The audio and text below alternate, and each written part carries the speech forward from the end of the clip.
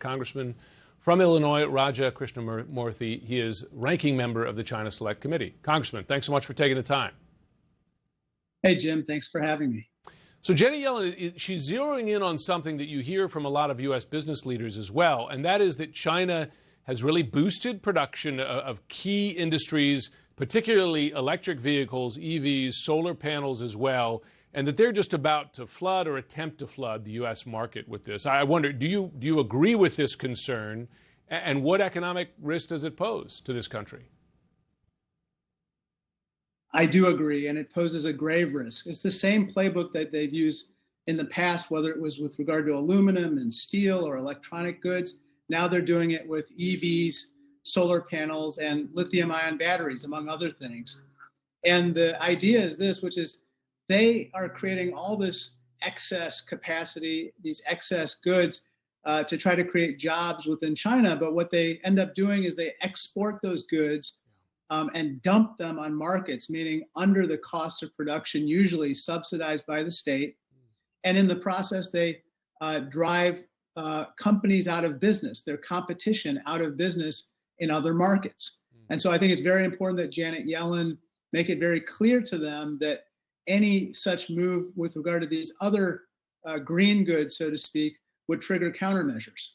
So I want to ask you about those countermeasures, but first, there's something good about that, right? I mean, EVs would presumably bring down the cost, present more choices to American consumers for EVs, solar panels, et cetera. I get the idea that it's undercutting the market, but is there a way to meet a happy medium to some degree? For when you say countermeasures, are you talking about tariffs? Possibly tariffs, possibly other barriers to entry. We want green goods. We want our businesses, though, to be able to compete on a level playing field. We want green goods, but we want to keep our own industry in the green. If we don't, we're going to lose jobs. We're going to lose a whole nascent, for instance, electric vehicle industry that's popping up in the United States and here in my home state of Illinois, which is now a hub for EV manufacturing. But at the same time, Jim, we could also create yet another source of economic coercion for the CCP, where they essentially say, look, if you don't do X, Y, or Z against your own interests, maybe with regard to Taiwan, maybe with regard to some other national security interest, we are not going to provide you with these types of green goods upon which your economy now relies. So it becomes not only an economic issue, but also a national security issue. I get it. And we've certainly seen China exercise that kind of economic might for a country like Australia, et cetera. You have seen something of a thaw in U.S.-China relations recently. U.S. and Chinese military representatives, they met in Hawaii to discuss the safety of forces in Pacific. First in-person meeting of that kind after years of cancellations by China. Biden and Xi, they spoke earlier this week, first time since their November summit. I wonder, do you see this as a short-term thaw, with China calculating it needs the U.S. to some extent with its own economy faltering, or is this potentially something more lasting? I'd like to hope that it's lasting, but we can't count on it. And that's why I think that we have to continue to explain to them that their reduction in aggression, whether it's military aggression toward their neighbors or economic aggression in the form that we just talked about, such as dumping, are going to trigger countermeasures where we protect our interests along with those of our friends and allies. And if they have any hope of resurrecting their tanking economy right now, then they're going to need to reduce that aggression. And if they do so, I personally believe that's in their best long-term interests and for that matter, all of our collective interests. But Biden reiterated U.S. concerns about TikTok in his call with Xi Jinping on Tuesday. The Senate leader, Chuck Schumer, he has not exactly expressed a willingness to rush this through.